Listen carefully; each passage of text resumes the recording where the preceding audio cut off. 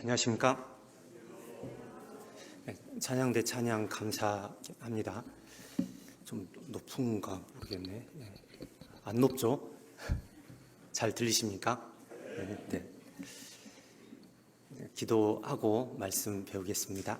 기도하겠습니다. 거룩하고 자비로우신 살아계신 우리 아버지 하나님, 우리를 사랑하셔서 십자가 보혈로 구원해 주시고 주님의 교회 안에서 교제케 해주신 것 감사드립니다. 주님의 사랑을 받은 주의 자녀로서 점점 주님을 닮아갈 수 있도록 도와주시고, 주님이 우리에게 맡겨주신 일에 최선을 다하는 가운데 주님께 영광 올려드리는 삶을 살아갈 수 있도록 도와주시옵소서. 귀한 주일을 허락해 주셔서 주 안에 함께 모이게 해주신 것 감사드립니다. 각자에게 필요한 말씀을 주셔서 삶을 돌아보게 해주시고 주님 앞에 어떤 모습으로 살아가야 될지 마음을 정할 수 있도록 도와주시옵소서. 우리 형제자매님들 일일이 살펴주셔서 건강 지켜주시고 기도하고 있는 것들 들어주시고 삶의 여러 가지 환경 가운데 주님이 간섭해 주셔서 신앙생활 하는데 부족함이 없도록 풍성하게 채워주시기를 간구드립니다. 이 마지막 때 주의 자녀로서 주님을 위해서 더욱 힘있게 살아가는 형제자매님들 될 수 있도록 여러 가지 환경 가운데 도와주시고 능력으로 함께 해주시기를 간구드립니다. 함께하지 못한 형제 자매님들이 있다면 어디에 있든지 주님 살펴주셔서 사랑으로 품어주시기를 간구드립니다. 오늘 모든 교제의 시종을 오직 주 성령님께만 맡기고 의지합니다. 주 예수님 이름으로 기도드렸습니다. 아멘. 데살로니가 후서 1장입니다. 데살로니가 후서 1장.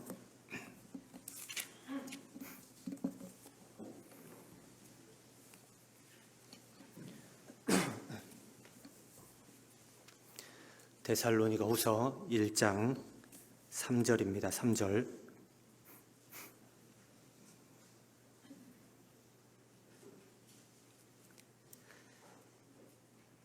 데살로니가 후서 1장 3절 제가 읽겠습니다. 형제들아, 우리가 너희를 위하여 항상 하나님께 감사할지니 이것이 당연함은 너희 믿음이 더욱 자라고 너희가 다 각기 서로 사랑함이 풍성함이며 그리고 너희의 참는 모든 핍박과 환난 중에서 너희 인내와 믿음을 인하여 하나님의 여러 교회에서 우리가 친히 자랑함이라.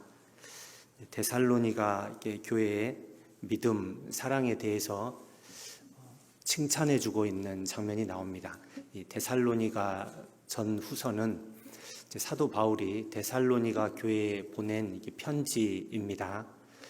데살로니가 교회는 어디에 있냐면 사도 바울이 2차 선교 여행을 갈 때 빌립보라는 쪽, 유럽 쪽으로 가게 되잖아요. 지금의 터키 쪽에서 되게 복음을 전하다가 그리스 쪽으로 넘어가게 됩니다. 그래서 빌립보 성에서 루디아가 구원을 받고 간수가 구원을 받잖아요. 그 다음에 간 곳이 데살로니가입니다. 이 데살로니가에서 3주 동안 안식일에 회당에서 강론을 하는데 헬라인의 거룩한 무리가 구원을 받고 또 귀부인들도 구원을 받았다고, 권면함을 받았다고 이야기를 합니다. 그러니까 헬라인인데, 이방인인데 유대 해당에 왔다 갔다 하는 사람들이 있었던 거예요. 이방인인데 하나님께 대한 관심이 있어서 유대 회당에 왔다 갔다 하는데 아직 정확하게 복음은 몰랐을 거예요. 근데 바울이 가서 복음을 전하니까 마음에 그것이 움직임이 되었던 겁니다. 그래서 사도 바울의 말씀을 사모하고 거기에 더 마음이 갔었던 사람들이 많이 생겨나게 됩니다. 그러니까 유대인들, 그 전에 그 사람들을 가르치던 유대인들이 마음이 불편해졌어요. 이 사람들이 다 바울 편으로 가게 됐잖아요. 그래서 소동이 일어나게 됩니다. 그래서 데살로니가에서 계속 사역을 하지 못하고 그 다음에 간 곳이 베레아로 갔잖아요. 베레아 사람은 데살로니가 사람보다 더 신사적이라고 이야기했잖아요. 말씀을 더 잘 듣고 이것이 그러한가 하여서 날마다 성경을 이렇게 상고해서 믿는 사람이 많았다고 이야기했잖아요. 그러니까 데살로니가보다 베레아가 복음 전할 환경은 더 좋았던 겁니다. 그 다음에 사도 바울이 갔던 곳이 고린도인데 고린도에 가서 1년 6개월 동안 거하면서 사역을 합니다. 그때 데살로니가 교회에 대한 소문을 듣게 된 것이잖아요. 3주 동안 있다 왔는데 그래도 그들의 믿음이 성장하고 사랑 안에서 교제하는 것을 보니까 너무 기분이 좋았고, 그리고 그 사람들에게 필요한 다른 교리들을 가르치고 싶었습니다. 데살로니가 전후서에 보면 이제 부활에 관한 내용들이 많이 나오는데, 지금 이렇게 환난이 많고 어려움이 많이 있는데 너무 힘들어하지 말라고, 조금만 기다리면 주님이 오실 것이고, 주님이 오시는 날 우리가 영광스러운 몸의 형체로 병쾌돼서 주님을 영접하게 될 것이라고, 그런 소망에 대해서 가르쳐 줍니다. 데살로니가 전서에 보면 이제 부활에 대해서 나오고, 근데 후서에 가보면 주님이 오시기는 오실 것인데 금방 오지는 않을 것이니까 너무 종말론에 그렇게 휩싸여 가지고 잘못된 신앙을 가지면 안 된다. 하루하루 오래 참고 잘 살아야 된다. 이렇게 신앙에 대해서 이렇게 인도하는 필요한 말씀을 이렇게 전해 주었습니다. 근데 이제 데살로니가 전서 1장 3절에 보면 믿음이 더욱 자라고 너희가 다 각기 서로 사랑함이 풍성함이며 이렇게 했는데, 얼마 되지 않았는데 믿음이 자란 것을 칭찬하고 있습니다. 여기 이제 학생들도 있고 주로 40대도 보이고 60대는 별로 안 보이는 것 같고 70대가 있는 것 같고, 그런데 이제 세상에 태어나면 이렇게 성장해서 현재 삶을 살아가고 있잖아요. 얼마 안 된 것 같은데, 태어나서 얼마 안 된 것 같은데 금방 이렇게 50대를 넘어서 이렇게 살아가고 있습니다. 가끔씩 생각이 나요. 학교 가기 전에 이렇게 엄마 졸졸 따라다녔던 기억들도 생각나고요. 학교 가서 이제 실기 시험 봤던 생각들, 아직도 그런 생각들이 나요. 필히 시험을 봤는데 새벽에 일어나가지고 필히 잘 불고 싶어가지고 계속 연습했던 기억들, 새벽 5시에 일어나가지고 필히 연습을 했거든요. 그리고 그 공포의 때 검사도 당해보고요. 요즘에는 때 검사 안 하죠. 옛날에는 때 검사 있었어요. 하도 안 씻고 다니니까 검사해서 나와서 이렇게 매맞기도 하고 그랬고, 이제 중학교 때 다니면서 자전거 타고 학교 가다가 넘어져가지고 울면서 집에 왔던 기억들, 고등학교 때 자취하면서 혼자 외롭게 살았던 그런 기억들, 대학교 그 축제 때 번데기 팔고 다녔던 게 기억도 생각이 나고요.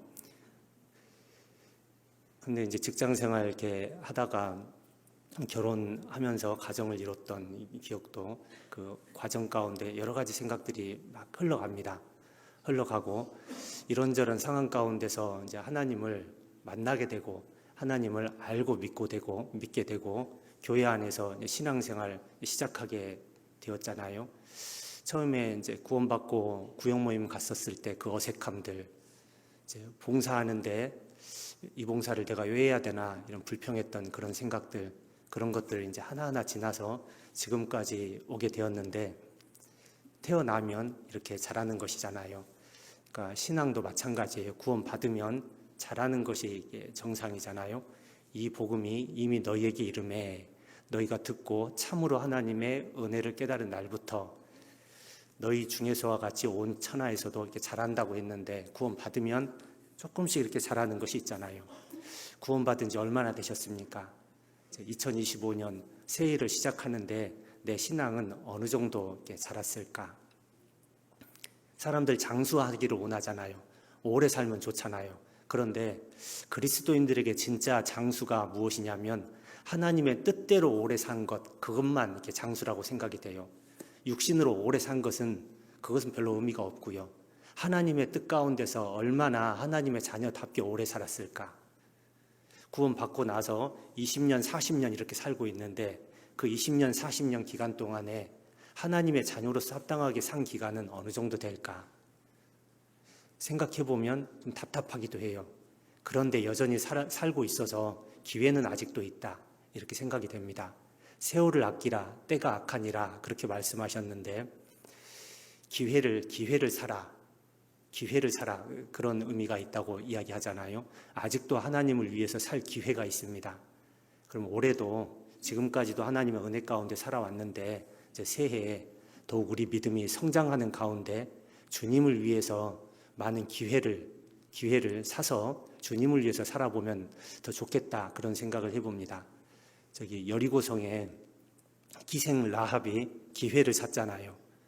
하나님에 대한 소문은 이렇게 듣고 하나님을 더 알고 싶은 마음은 있었는데 방법이 없었어요. 근데 정탐꾼들이 자기 집에 오잖아요. 그 정탐꾼들을 살려줘야 될 것인가, 아니면 신고해서 잡히게 해야 될 것인가. 기회를 샀잖아요. 하나님 편에 딱 서게 되고 정탐꾼들을 이렇게 숨겨주는 쪽으로 가잖아요. 구해주는 쪽으로 가잖아요. 그것 때문에 이 여자가 이제 하나님의 자손들하고 하나님의 자녀들하고 같이 살 수 있는 그런 좋은 환경을 얻게 되고 예수님의 계보에까지 올라가게 되잖아요. 기회를 산다. 아직도 하나님 안에서 살 수 있는 시간들이 허락이 됐단 말이죠. 믿음이 더욱 성장해 가고 주님을 위해서 올 한 해 더욱 힘을 내서 살아가시면 좋겠다, 그런 생각을 해봤습니다. 여기는 잡아 놓으시고요. 호세아 7장 보겠습니다. 호세아 7장. 구약성경 호세아 7장.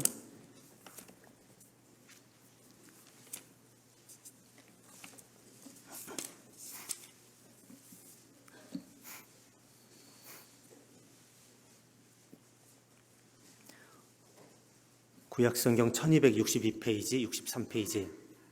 엄청 빨리 찾으시네요. 신앙이 좋으셔서. 7장 8절입니다. 8절.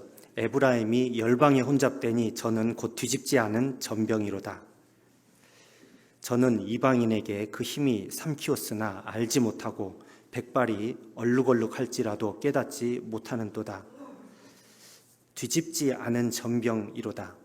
뒤집지 않은, 이게 빵이라는 것인데, 안 뒤집고 있으면 한쪽은 막 타지잖아요. 한쪽은 타져서 먹을 수 없게 되잖아요. 우리 신앙생활이 혹시 이런 상태가 아닌가 돌아보면 좋겠어요. 한쪽은 여기 보면 이방인에게 그 힘이 삼키었으나 세상과 자꾸 타협하면서 세상 사람처럼 살아가느라고 계속 타가는 거예요. 하나님 앞에 드려질 수 없는 그런 모습처럼 점점 쓸모없는 그런 상태로 많이 살아가고 있고, 또 한쪽은 익지가 않은 거예요. 하나님의 자녀로서 합당하게 예수님을 닮아가는 삶을 살아가야 되는데 점점 그리스도의 형상이 내 모습에 만들어져 가야 되는데 한쪽은 익지가 않고 한쪽은 타가고, 이렇게 살아갈 수 없잖아요. 근데 이렇게 계속 가면 안 되잖아요. 잠깐은 이렇게 갈 수가 있는데 백발이 얼룩얼룩할지라도 깨닫지 못하는도다. 이제 죽을 날이 얼마 안 남았는데도 여전히 그 모습으로 있다. 답답하다. 이런 말이잖아요. 한 살 더 먹었습니다. 주님 앞에 갈 시간이 한 살 더 가까워졌다, 1년 더 가까워졌다는 것이잖아요. 근데 여전히 그 자리에 그대로 서 있을 수는 없어요.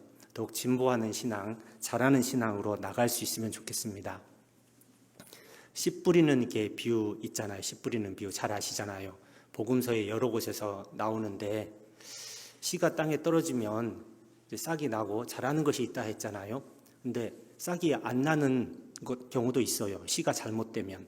교회는 다니는데 생명이 그 안에 없으면, 진짜 구원을 안 받았으면 성장하는 것이 있을 수가 없습니다.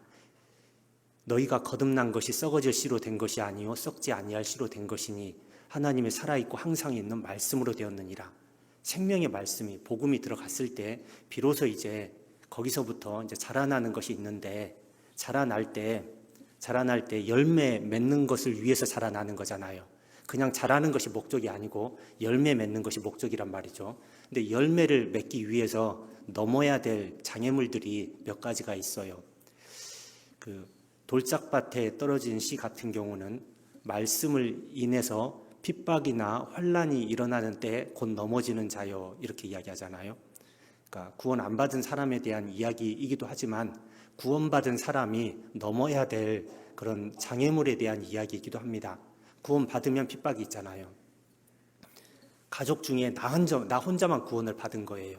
나 혼자만 신앙생활을 합니다. 그럼 가족들이 그것을 좋아하지 않습니다. 사람의 원수가 자기 집안 식구라고 이야기하잖아요. 그렇게 가족들이 신앙생활을 못하도록 방해를 합니다.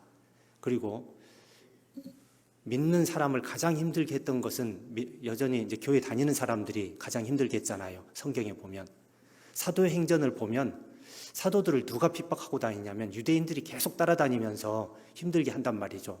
지금도 마찬가지예요. 구원을 받고 공주교회에 나와서 신앙생활을 하려고 하면 이단교회니 뭐 이상한 교회니 사이비니 막 하면서 막 없는 이야기를 지어서 이야기한단 말이죠.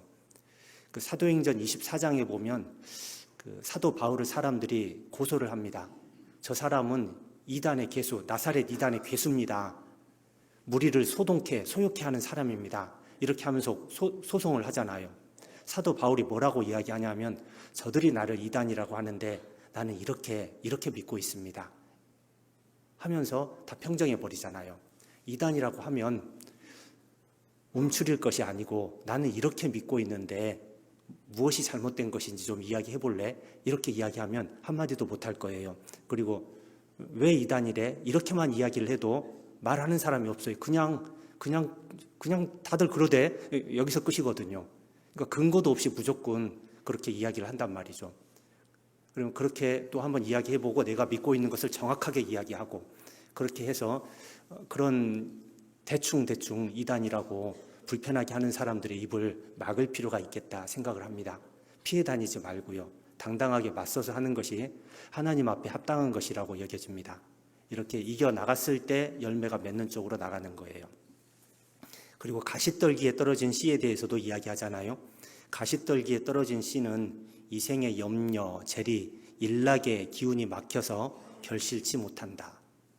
가족의 핍박은 이겨내고 매 주일마다 나가고 구역 모임도 나가고 뭐 수요 말씀도 나가고 신앙생활을 하는 것처럼 보인단 말이죠. 하는 것처럼 보이는데 열매가 안 맺혀져요. 왜 그러냐면 세상과 타협하는 삶을 살아가고 있는 거예요. 반반 살아가고 있는 겁니다. 이생의 염려, 돈 버는 문제, 세상 즐거움, 거기에 사로잡혀 있어요. 대부분의 시간들이. 내 마음의 상당한 부분이 세상 즐거움에 가득 차 있다는 말이죠. 하나님으로부터 기쁨을 얻으려고 하는 것이 아니고 하나님 주신 소망, 하나님 주신 약속을 바라보면서 그쪽으로 진력하고 나가는 것이 아니고 세상에서 뭔가 더 많이 누려보려고 그쪽에 더 마음이 있는 거예요. 신앙은 같이 좀 묻어서 가고 있는 거예요. 그러면 열매가 맺혀질 수가 없잖아요. 새해를 시작하는데 동계 수련회 때 마음을 다잡고 잘 살아봐야 되겠다 이렇게 결단을 하시기도 하셨겠지만 그 결단한 마음이 쭉 갈 수 있도록 오늘도 우리 믿음이 성장해 가려면 어떤 마음으로 살아가야 되는지 이제 몇 가지를 좀 살펴보려고 합니다. 데살로니가후서 1장 3절에 믿음이 자라고 이렇게 이야기했단 말이죠. 작년보다 올해, 어제보다 오늘 내 믿음이 더 자라가야 되는데 믿음이 자라는 것은 무엇일까? 믿음이 자라는 것은 말씀을 믿고 말씀대로 행동하는 것이 더 성장해 간다는 것을 이야기합니다. 환경에 왔다 갔다 하지 않는 것이 이제 믿음이 자라는 것인데 마태복음 14장 찾아보겠습니다. 마태복음 14장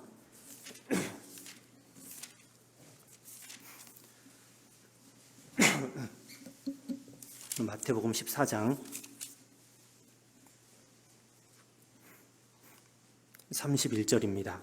마태복음 14장 31절 예수께서 즉시 손을 내밀어 저를 붙잡으시며 가라사대 믿음이 적은 자여 왜 의심하였느냐.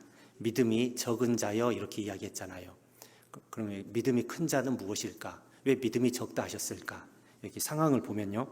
24절에 보면요. 배가 이미 육지에서 수리를 떠나서 바람이 거슬림으로 물결을 인하여 고난을 당하더라. 배를 타고 가고 있는데 바람이 세차게 불어옵니다. 그리고 파도도 크게 일어나는 거예요. 고난을 당합니다. 이게 인생의 모습이지 않습니까? 항상 순탄하면 좋겠는데 순탄하지 않아요. 걱정거리도 많고 힘들 때도 많이 있고 주저앉아야 될 그런 환경도 많이 있고 하늘이 무너지는 것 같은 그런 상황도 있어요. 한 번도 생각해 보지 않았던 그런 어려움을 당하는 경우도 있습니다. 나한테 이런 일이, 왜 나한테 이런 일이, 그런 상황을 당할 때도 있단 말이죠. 큰 풍파가 이렇게 몰려올 때도 있어요.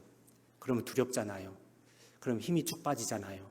어떻게 해야 될지 모르고 눈물만 흘리고 있잖아요. 그런 상태에서 좀 기도하고 있으면 하나님이 얼른 붙들어 주시겠지 그렇게 생각을 하는데 더 두려운 상황으로 들어가기도 해요. 25절에 밤 사경이라는 것은 새벽 3시부터 6시 사이를 이야기합니다. 밤 사경에 예수께서 바다 위로 걸어서 제자들에게 오시니 바람이 불고 파도가 치고 있는데 사람 모양이 계속 오는 거예요. 얼마나 무섭겠어요. 안 그래도 힘든데 귀신까지 오는 것처럼 보이는 거예요.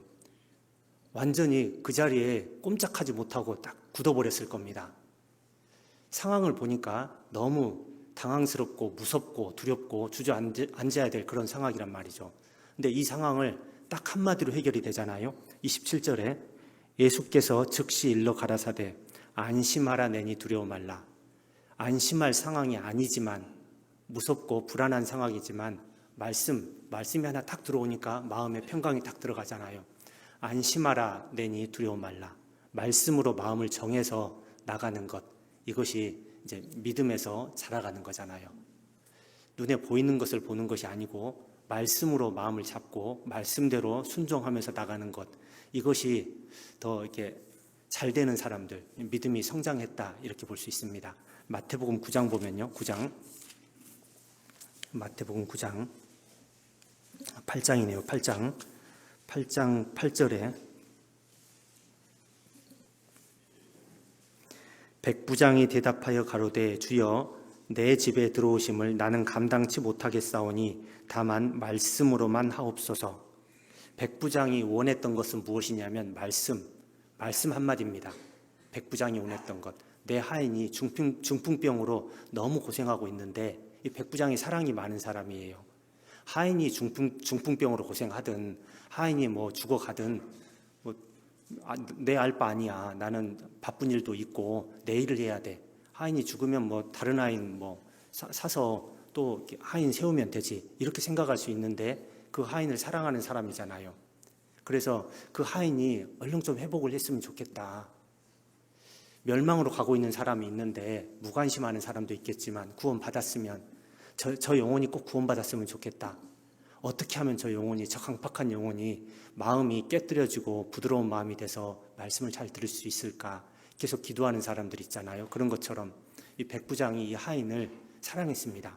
사랑해서 낳았으면 좋겠는데 낳을 수 있는 방법이 무엇이냐면 세상 방법으로는 안 되는 거예요. 백부장은 알고 있어요. 예수님 말씀 한마디면 정리가 된다는 것을 알고 있어요. 그래서 말씀으로만 하옵소서. 그러면 내 하인이 낫겠삼나이다. 우리가 이런 믿음을 가지고 있잖아요. 근데 백부장은 예수님한테 말씀을 받아야 됐지만 우리는 말씀을 다 가지고 있어요. 완성된 계시. 성경은 더하거나 더 이상 더할 필요가 없이 완성되어 있습니다. 우리가 평생을 살아가는 데 필요한 모든 약속들, 모든 지혜들이 이 성경 안에 다 들어있잖아요.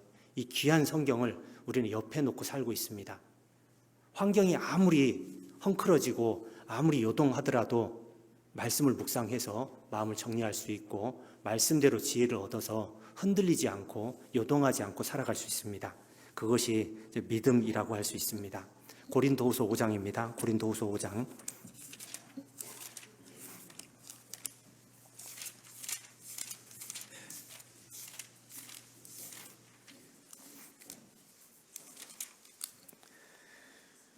고린도후서 5장 6절입니다. 고린도후서 5장 6절. 고린도후서 5장 6절.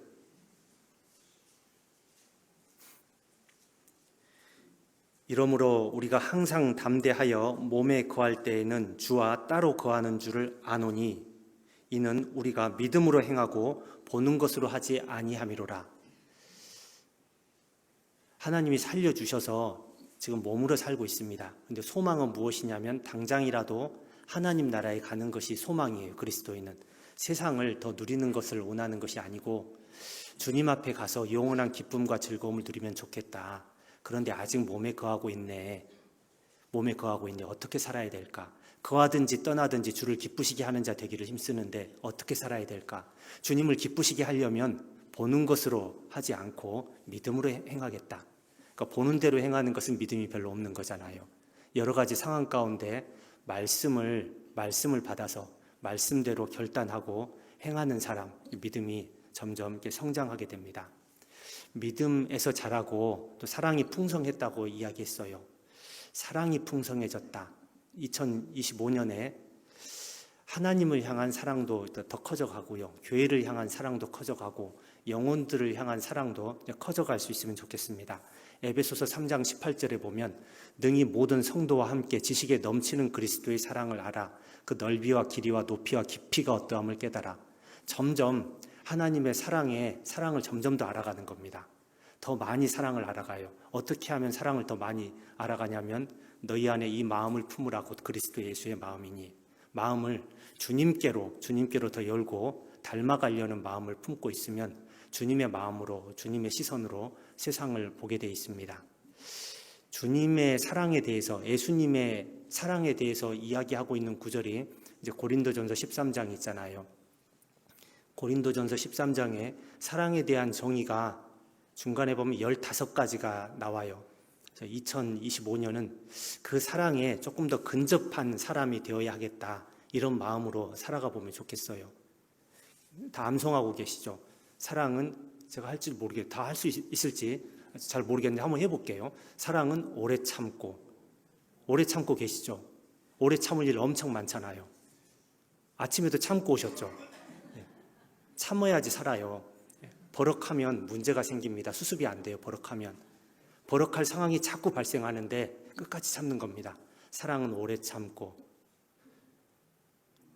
온유하며 투기하는 자가 되지 아니하며, 온유라는 것도 버럭할 상황에서 버럭하지 않고 말씀대로 자세를 취하면서 가는 것이 온유입니다. 온유하며 투기하는 자가 되지 아니하며, 사랑은 자랑하지 아니하며 교만하지 아니하며. 자랑하는 사람 주변에 많이 있죠. 이야기만 하면 자기 자랑하는 사람이 있잖아요. 별로 기분이 안 좋잖아요. 오늘 식사하면서 자랑하지 마세요. 자랑하지 아니하며 교만하지 아니하며 무례히 행치 아니하며 자기 유익을 구치 아니하며. 무례히 행치 아니하며 하는데 교회 안에서요, 형제 자매님이라고 불리는데 70대 형제님도 있고 30대 형제님도 있단 말이죠. 같이 먹으려고 하면 안 되잖아요. 그러니까 위아래가 있단 말이죠. 그러니까 존중해주고 질서 안에서 그렇게 서로 하는 겁니다. 다시 어디까지 했지? 잊어먹었네. 사랑은 오래 참고, 사랑은 온유하며 투기하는 자가 되지 아니하며 자랑하지 아니하며 교만하지 아니하며 무례히 행치 아니하며 자기의 유익을 구치 아니하며 성내지 아니하며 악한 것을 생각지 아니하며 불의를 기뻐하지 아니하며 진리와 함께 기뻐하고 모든 것을 참으며 믿으며 바라며 견디느니라. 15가지. 이 정도를 항상 암송하고 다니면서 자기 삶에 적용을 해보면 좋겠어요. 그래서 알고 있는 대로 행하면 하나님이 좋아해 주십니다. 나의 계명을 가지고 지키는 자라야 나를 사랑하는 자니, 요한복음 14장 21절에 나의 계명을 가지고 지키는 자라야 나를 사랑하는 자니. 아는 것이 많은 것은 교만하게 만들 뿐이에요. 반복적으로 듣는 말씀이라도, 성경은 딱 완성된 책이잖아요. 이만큼밖에 없어요. 두꺼워 보이지만 별로 두껍지 않아요. 그 국가고시 공부하는 사람들 이렇게 두꺼운 책을 10권, 20권 공부하면서 시험 준비하잖아요. 근데 성경은 그거에 비하면 얇단 말이죠. 두꺼워 보이지만 얇아요. 그래서 반복된 말씀들이 많이 나옵니다. 주일 설교라든가 수요 말씀 때도 반복적으로 들었던 말씀이 나올 거예요. 우리가 신앙생활 한 지가 짬밥이 30년, 40년 되잖아요. 거의 다 들었던 말씀입니다. 그런데 나의 계명을 가지고 지키는 자라야 나를 사랑하는 자니, 지키는 쪽으로 갔을 때 사랑이 이제 커져갑니다. 사랑하는 사람, 하나님의 사랑을 받은 사람, 하나님을 사랑하는 사람은 영혼의 가치를 압니다. 영혼을 사랑하게 돼요. 전도하는 쪽에 마음이 가도록 되어 있습니다. 마음이 처음에 잘 안 가잖아요. 근데 기도해보세요. 기도해보고 하나님 앞에 그 영혼을 생각을 해보면 전도를 안 할 수가 없어요. 이사야 42장 3절인가 보면요, 예수님은 상한 갈대를 꺾지 않고 꺼져가는 등불을 끄지 않는다고 말씀하셔요. 상한 갈대를 꺾지 않고 꺼져가는 등불을 끄지 않는다고. 엄청 상해 있는 사람이 보여요. 저 사람은 너무 갔어. 절대로 말씀을 들으려고 하지 않을 거야. 저 사람은 제정신이 아니야. 저런 사람은 가서 자꾸 말씀 듣자고 해봐야 내 힘만 빠져 포기하잖아요. 근데 예수님은 상한 갈대를 꺾지 않고 꺼져가는 등불을 끄지 않는다고 했잖아요. 저 사람은 오늘 내일 하네, 의식도 없고 한데 가서 전해보면 무슨 유익이 있겠어. 안 돼, 저 사람. 이렇게 포기하지 않는다는 거예요. 세상에 있는 자기 사람을 사랑하시되 끝까지 사랑하셨잖아요. 모든 사람이라는 것은 어떤 형편에 있는 사람이든지 다 구원받기를 원하신다고 말씀하셨잖아요. 주님은 그러하셨습니다. 근데 예수님이 이 땅에 오셨을 때 그 종교가들은, 사마리아 사람들은 사람 취급도 안 했고요. 간음중에 잡힌 여인은 죽여버리려고 했고요. 그 사람들은 사랑이 없었어요.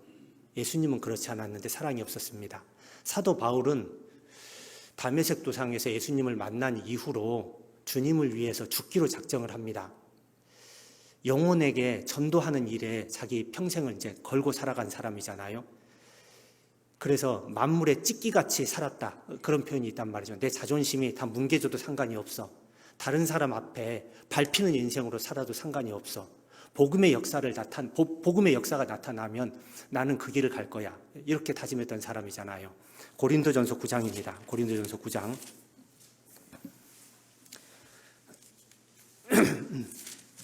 고린도전서 9장에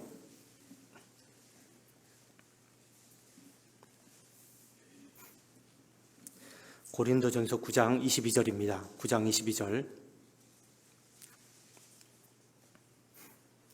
약한 자들에게는 내가 약한 자와 같이 된 것은 약한 자들을 얻고자 함이요, 여러 사람에게 내가 여러 모양이 된 것은 아무쪼록 몇몇 사람들을 구원코자 함이니.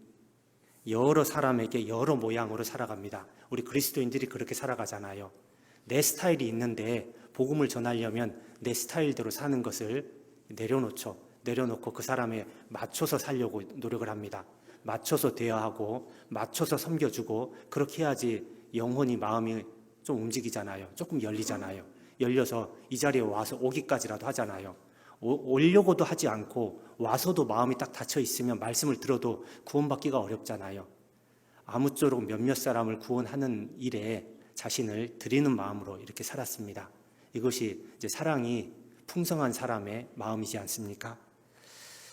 우리는 사랑의 강권함을 이렇게 받은 사람들입니다. 그리스도의 사랑이 우리를 강권하시는도다.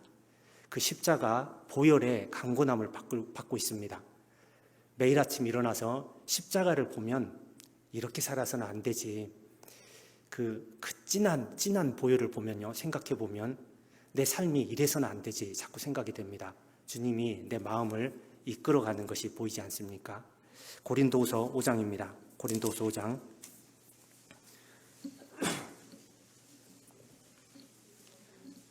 고린도후서 5장입니다. 고린도후서 5장. 그리스도의 5장 14절. 고린도후서 5장 14절입니다. 그리스도의 사랑이 우리를 강권하시는도다. 우리가 생각컨대 한 사람이 모든 사람을 대신하여 죽었은즉 모든 사람이 죽은 것이라. 대신 죽으셨습니다. 그래서 우리가 살아났습니다. 그리스도인들의 삶은 대신 죽는 삶입니다. 누군가를 위해서 한 알의 밀알로 대신 죽는 삶, 주님의 사랑이 우리를 그렇게 이렇게 이끌어갑니다. 그 사랑에서 자라난다는 겁니다. 사랑에서 자라난다는 겁니다. 새로운 피조물이 됐잖아요. 고린도서 6장에 보면 6장 10절에 보겠습니다. 6장 10절에 근심하는 자 같으나 항상 기뻐하고 가난한 자 같으나 많은 사람을 부유하게 하고 아무것도 없는 자 같으나 모든 것을 가진 자로다. 주님의 보혈로 우리는 모든 것을 가진 자가 됐습니다. 내 형편을 보면 이것저것 부족한 것이 많은 것 같은데 십자가 아래에서 생각을 해보면 부족한 것이 없이 모든 것을 가진 자가 맞잖아요. 그러면 주님께 받은 그 큰 사랑을 나타내는 삶을 살아가는 것, 이것이 올 한 해 우리가 해야 될 일이 아니겠습니까? 고린도후서 2장에 보면요. 2장 14절입니다. 2장 14절. 항상 우리를 그리스도 안에서 이기게 하시고 우리로 말미암아 각 처에서 그리스도를 아는 냄새를 나타내시는 하나님께 감사하노라. 각 처에서, 모든 상황에서 그리스도를 아는 냄새를 나타난다. 주님께 받은 사랑의 향기를 드러내는 삶을 살아가는 것이잖아요. 교회 안에서 냄새를 나타냅니다. 저 형제님만 보면, 저 자매님만 딱 마주치고 한마디만 해보면 오늘 기분이 좋아지네. 수요 말씀을 들으러 가는데 그 형제님 옆에 있으면 항상 기분이 좋아져. 그 옆에 앉을래. 이런 마음이 이제 드는 사람들이 있습니다. 향기를 이렇게 자꾸 발산하는 분들이십니다. 에베소서 4장 2절에 보면 모든 겸손과 온유로 하고 오래 참음으로 사랑 가운데서 서로 용납하고, 이것이 사랑을 드러내는 삶이잖아요. 겸손과 온유로 하고, 나를 보면 다른 사람이 겸손하다고 생각을 합니다. 저 사람은 둥그레 이렇게 생각을 합니다. 다 용납해 줍니다. 내가 가끔씩 실수할 때도 있는데 실수해도 다 받아주네. 너무 좋은 사람이야. 저런 형제님이 있으니까, 저런 자매님이 있으니까 이 교회에서 신앙생활을 하는 것이 참 좋아. 이런 마음이 들어올 수 있잖아요. 골로새서 3장 14절에 보면 이 모든 것 위에 사랑을 더하라. 이는 온전하게 매는 띠니라. 올 한 해 플러스 해야 될 것이 있는데 사랑을 플러스 해야죠. 사랑을. 세상의 즐거움을 플러스하고 죄를 플러스할 것이 아니고 사랑을 플러스하는 한 해로 만들어 가보자. 교회 안에서, 먼저는 교회 안에서 그렇게 좀 생각해 보면 좋겠고요. 가정 안에서 향기를 드러내는 것은 무엇일까? 가정 안에서의 생활이 제일 좋잖아요. 중요하잖아요. 교회 안에서는 이제 보여지는 것에 많이 신경을 쓰게 됩니다. 사람이라는 것은 다른 사람이 볼 때의 모습이 있고 내가 보여주고자 하는 모습이 있고 본인의 실체가 있단 말이죠. 교회 안에서는 본인이 노력을 해요. 나 이런 모습으로 보여져야지. 그렇게 노력을 해서 다른 사람이 볼 때 비슷하게 본단 말이죠. 근데 가정에 있을 때는 실체가 드러납니다. 하나님은 내 실체를 보시는 분이잖아요. 내 속을 들여다보시는 분이잖아요. 가정에서 향기를 드러내는 것이 무척 중요해요. 가정에서 가족 구성원들 간에 우리가 대할 때 어떻게 대하라고 되어 있냐면 골로새서에 보면 아내들아 먼저 나오죠. 아내들아, 남편들에게 뭐 하라고요? 말하기 싫죠. 복종하라고 되어 있잖아요. 복종하라고. 그리고 자녀들 나오잖아요. 자녀들은 순종하라고 나와 있잖아요. 왜 아내한테는 복종하라 하고 자녀한테는 순종하라 했을까? 아내가 더 어렵겠구나. 순종은 이해가 돼서 따라가는 것이잖아요. 근데 복종은 이해가 안 돼도 섬겨드리고 하는 것이 복종이잖아요. 그러니까 이 자매님들이, 어머니의 자매님들이 무척 힘들겠다. 남편들이 이해가 안 될 때가 많이 있잖아요. 그래도 섬겨주는 것, 이것이 복종이고, 남편들이 해야 될 것은 가정에서 아내를 사랑을 하는데, 에베소서에는 주님께서 자신을 드린 것처럼 사랑하라고 돼 있잖아요. 그런 마음으로 사랑을 하고, 한 가지 추가된 것이 괴롭게 하지 말라. 아내를 괴롭게 하지 않으면서 사랑하는 겁니다. 괴롭게 하지 않으면서. 그리고 자녀를 격노케 하지 말아라. 이렇게 이야기했습니다. 가정 안에서 세상적인 모습만 보이는 것이 아니고 인간관계 가운데서도 복종과 순종을 하고 사랑하고 이렇게 살아가는데, 가정 안에서 교제가 돼야 돼요. 말씀 묵상하는 것도 있어야 되고 신앙적으로 대화가 돼야 되는데, 가정 안에서 주고받는 말들이 다 세상적인 말들, 육신적인 말들만 오고 간다면 가족 전체의 신앙이 이렇게 내려가게 됩니다. 성장하지 않아요. 가장 소중한 것이, 가장 중요한 시간이 가정 안에서 있는 시간인데, 그때 이제 그리스도의 향기를 나타내보려고 노력하면 좋겠습니다.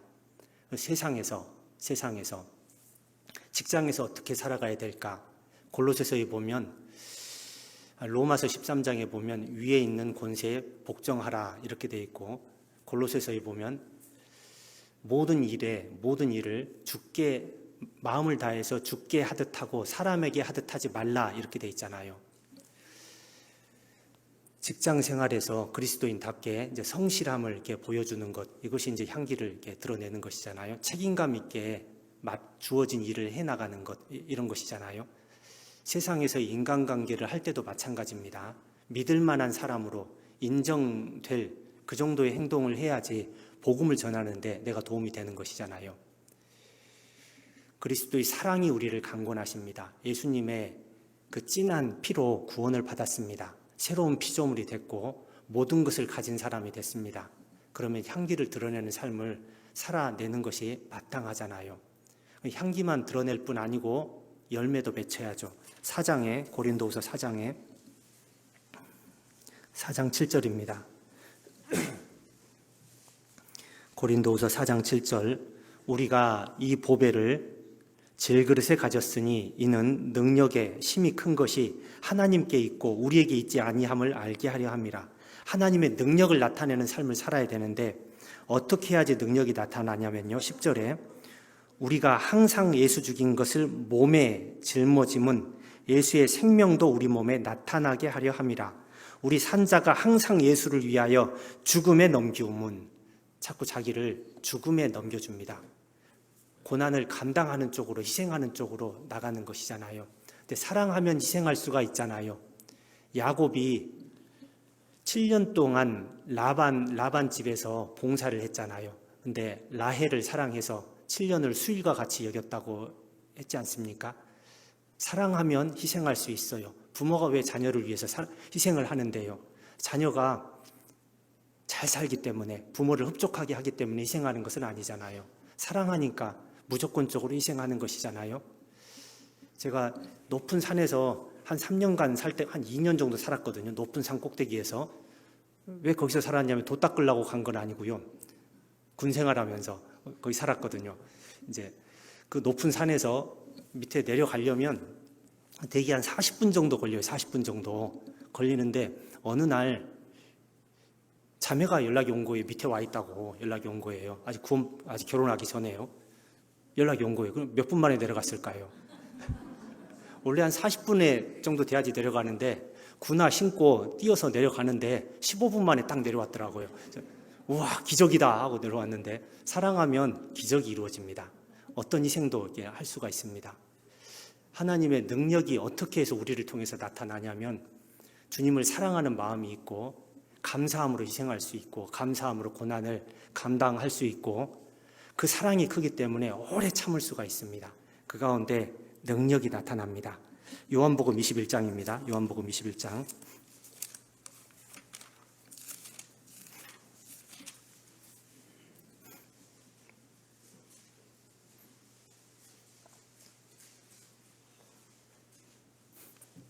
요한복음 21장 9절에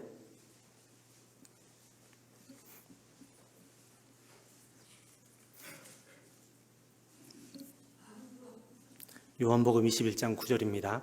육지에 올라보니 숯불이 있는데 그 위에 생선이 놓였고 떡도 있더라. 예수께서 가라사대 지금 잡은 생선을 좀 가져오라 하신대 시몬 베드로가 올라가서 그물을 육지에 끌어올리니 가득히 찬 큰 고기가 153마리라 이같이 많으나 그물이 찢어지지 아니하였더라.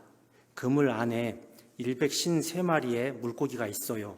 근데 주님이 잡수시는 것은 숯불 위에 올려져 있는 것을 잡수시잖아요. 편하게 살면 주님께 올려드릴 수가 없습니다. 열매가 안 맺혀집니다.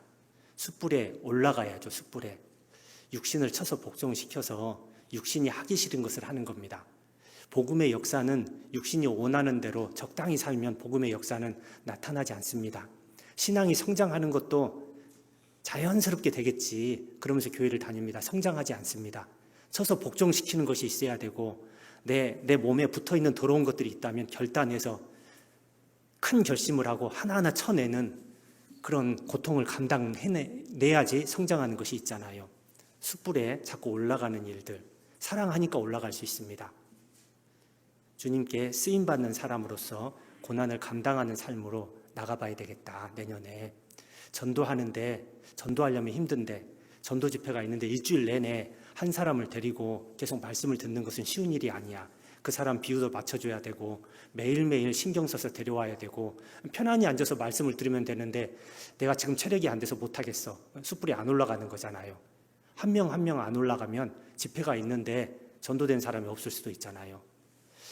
주님 앞에 살 날이 많지 않습니다. 세월을 아끼라. 때가 악하니라. 때가 악하다 했습니다. 마지막 때로 가고 있습니다. 말세에 고통하는 때가 이른다 했고 말세에 조롱하는 사람들이 많아진다 했습니다. 마귀가 자기의 때가 얼마 못된 줄을 알므로 크게 분내어 저희에게 내려갔다 했어요. 마귀가 크게 역사하는 시대입니다. 그런 시대의 신앙생활을 하고 있어요. 적당히 하루하루 살다 보면 어느새 주님 앞에 서 있을 겁니다. 그렇게 설 수는 없어요. 잠시라도 주님을 위해서 숯불에 올라가는, 그 사랑이 크기 때문에 숯불에 올라가는 그런 마음으로 한 해를 만들어 가보면 좋겠습니다. 마가복음 12장 30절에 보면 내 마음을 다하고 목숨을 다하고 뜻을 다하고 힘을 다하여 주 너의 하나님을 사랑하라. 세계 선교 전심 전력 총동원의 해, 그렇게 이야기하잖아요. 세계 선교도 전심 전력해서 총동원하지만 주님을 위해서, 주님을 사랑하는데도 전심 전력해서 총동원해서 살아가는 겁니다. 전심 전력 총동원해서 살아간다는 것은 숯불에 올라가는 거예요. 고난을 감당하는 삶으로 나가는 겁니다. 그렇게 한번 해보게요. 주님을 위해서 희생할 수 있다면, 주님을 위해서 좀 불편해질 수 있다면, 주님을 위해서 손해볼 수 있다면 그것처럼 귀한 것은 없잖아요. 사랑이 자라가는, 내 신앙의 사랑이, 주님을 향한 사랑이, 영혼을 향한 사랑이 자라가는 한 해로 만들어 가보면 좋겠습니다. 그 다음에 베드로후서 3장 찾아보겠습니다.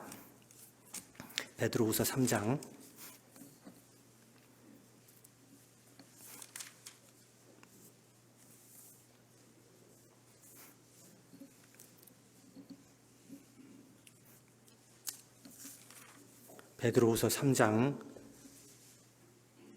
17절입니다. 17절. 베드로후서 3장 17절입니다. 그러므로 사랑하는 자들아 너희가 이것을 미리 알았은즉 무법한 자들의 미혹에 이끌려 너희 굳센 데서 떨어질까 삼가라. 오직 우리 주 곧 구주 예수 그리스도의 은혜와 저를 아는 지식에서 자라가라. 영광이 이제와 영원한 날까지 저희에게 있을지어다. 은혜와 저를 아는 지식에서 자라가라 했습니다. 미혹하는 것이 많아서 자라가지 않으면 굳센 데서 흔들리게 돼요. 신앙이 흔들리게 됩니다. 점점 자라가야 돼요. 자라가는데 그리스도의 은혜와 저를 아는 지식에서 자라가라고 했습니다. 그리스도의 은혜에서 자라가라. 하나님의 은혜는 나를 향해서 항상 한없이 풍성하게 내려오고 있을 겁니다. 하나님은 나를 다 아시거든요. 이사야 40장 26절에 보면 주께서는 수여대로 만상을 이끌어내시며 각각 그 이름을 부르시나니 그의 권세가 크고 그의 능력이 강함으로 하나도 빠짐이 없느니라. 모든 별을 창조하신 분이 하나님이시고 하나하나 정확하게 아신다 했잖아요. 별을 셀 수 없는 그 많은 별을 창조하신 하나님께서 세상에 많은 사람이 생명을 갖고 이 땅에 태어나게 했습니다. 내가 살아있는 근원이 되신 분이 하나님이잖아요. 그리고 내가 지금 공주에서 이런 모습으로 살아가고 있는데 내 모습을 정확하게 아신단 말이죠. 나를 태어나게 하시고 현재 나를 정확하게 알고 계십니다. 하나도 빠짐이 없느니라. 온 세상 사람들, 구원받은 사람이든 받지 않은 사람이든 하나도 빠짐없이 다 보고 있는데 특별히 구원받은 사람들은 더욱 귀하게 보지 않겠습니까?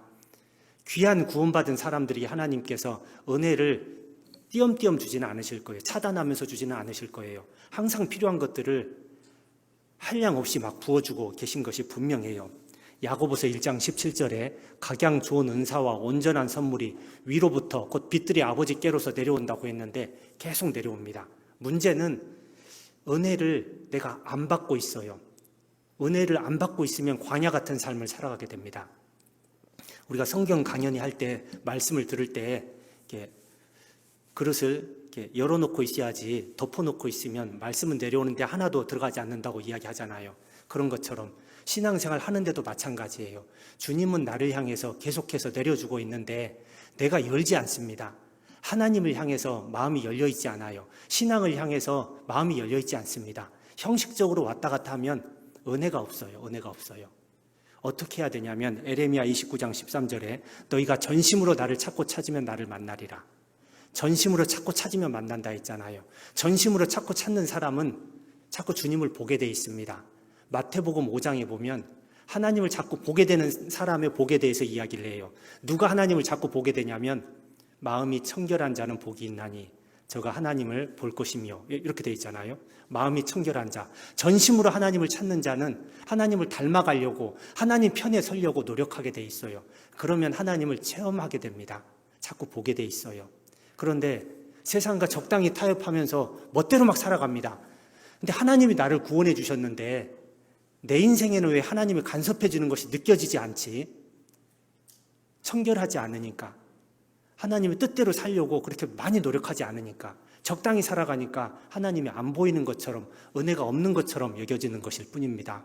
히브리서 12장 찾아보겠습니다.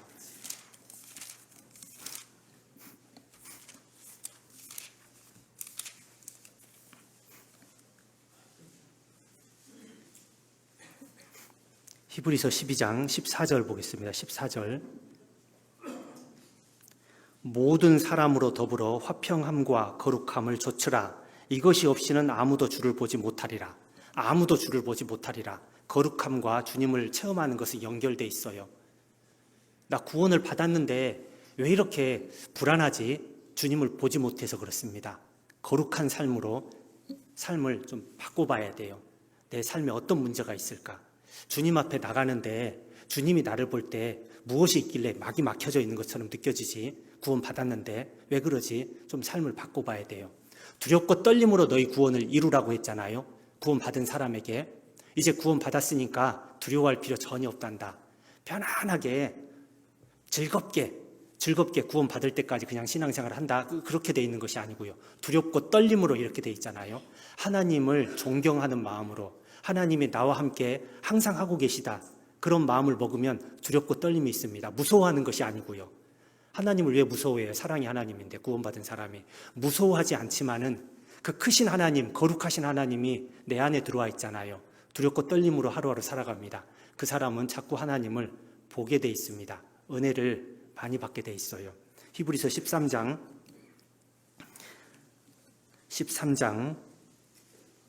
7절입니다. 7절.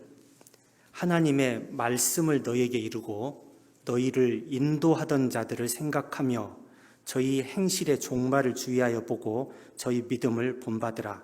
하나님의 은혜 가운데 살았던 사람들 잘 살펴보고 그들처럼 살라는 겁니다. 8절에 예수 그리스도는 어제나 오늘이나 영원토록 동일하시니라. 그 전에 하나님의 은혜 가운데 힘있게 살았던 사람들, 그 당시에 주님이 행하셨던 그 능력 지금도 여전하다. 앞으로도 여전할 것이다. 내가 구원 받을 때 하나님이 부어주신 은혜, 그리고 지금까지 부어주셨던 은혜, 앞으로 주실 은혜, 항상 하나님은 동일하게 은혜를 베풀어주고 계시다는 거죠. 문제는 내 마음이 문제예요. 마음은 여기 9절에 보면 여러 가지 다른 교훈에 끌리지 말라. 마음은 은혜로서 굳게 함이 아름답고 식물로서 할 것이 아니니 식물로 말미암아 행한 자는 유익을 얻지 못하였느니라.